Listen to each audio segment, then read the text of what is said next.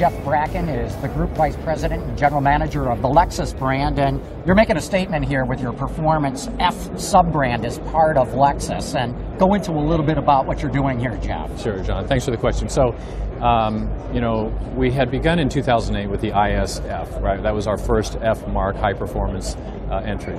And then we had the supercar with the LFA, and then the RCF a year ago, where you and I had a chance to talk about that.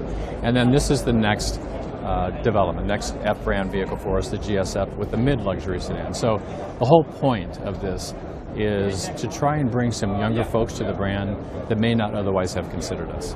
And you're doing it across the brand, or it looks like it's starting to go, the F is starting to go across the whole lineup. I won't be able to announce anything beyond GSF today, but clearly ISF, LFA, RCF, GSF, the direction we're very interested in continuing to pursue moving forward.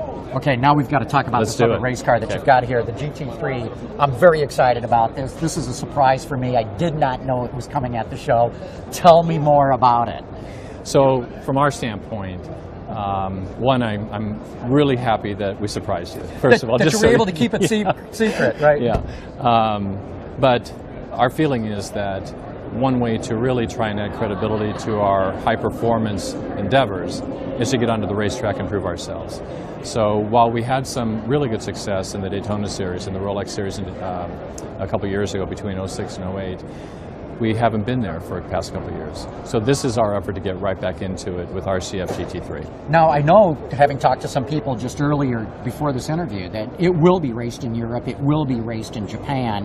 What can you tell us about the U.S.? So for us, the next key step is passing homologation. We think that we'll be able to secure that within the next couple months. Once we've done that, then we can sit down and align with a race team, drivers, sponsors, and worst case scenario on U.S. tracks in 2016. 2016, so just a year away.